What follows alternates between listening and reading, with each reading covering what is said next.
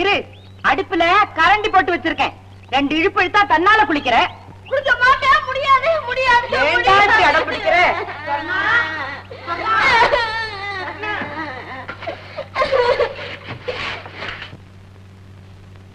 வா அண்ணா.